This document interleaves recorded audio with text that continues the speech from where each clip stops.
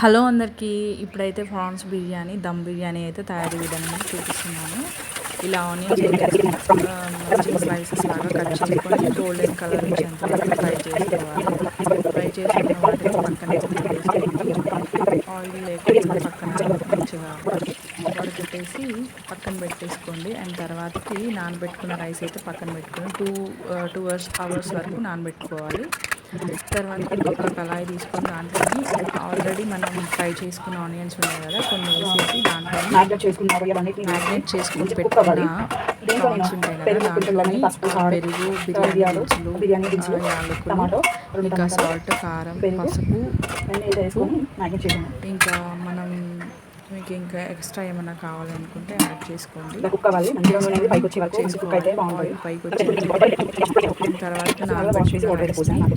నేనైతే దాంట్లో 4 గ్లాసెస్ అయితే వాటర్ పోసాను. మీకు ఎంత కావాలంటే రైస్ యూస్ చేసుకోవాలి. అండ్ దాంట్లోకి బిర్యానీ దినుసులు అయితే వేసుకోవాలి. తర్వాతకి అల్లం పేస్ట్, సాల్ట్ కంపల్సరీ వేసుకోవాలి. మీకు కావాల్సి వస్తే కొత్తిమీర కూడా వేసుకోండి. డైరెక్ట్గా వాటర్ పోసేసి చేస్తున్నాను. మీరు కావాల్సి ఫస్ట్ బిర్యానీ దినుసులో కొంచెం ఆయిల్ పోసి ఫ్రై చేసుకొని దాన్ని కొంచెం వాటర్ మరిగిన తర్వాత రైస్ అన్న వేసుకోవచ్చు, లేకపోతే ఇట్లా వేసుకోవచ్చు, మీ ఇష్టం.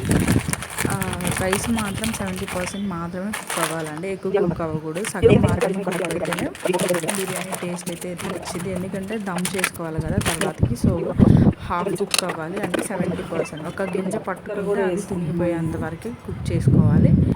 నేనైతే దీంట్లోనే కావాల్సిన దినుసులు అయితే వేసుకున్నాను. చూస్తున్నాను కదా, సగం అయితే కుక్ అవుతుంది. చూడండి, అబ్జర్వ్ చేయండి. ఒక గింజ పట్టుకుంటే అది తినిగిపోవాలి.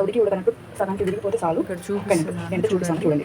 అండ్ దీన్ని వడకట్టేస్తున్నాను. ఒక స్ట్రైనర్ తీసుకుని దాంట్లోని వాటర్ అన్నీ పోయేటట్టు వడకట్టేసి, ఆల్రెడీ మనం కుక్ చేసుకున్న ప్రాన్స్ ఉన్నాయి కదా, ఆ ప్రాన్స్ కొన్ని తీసేసి లేయర్స్గా వేసుకున్నాను. దాని మీద ఫ్రై చేసుకున్న ఆనియన్స్ కంపల్సరీ వేసుకోవాలి, కొత్తిమీర, ఇంకా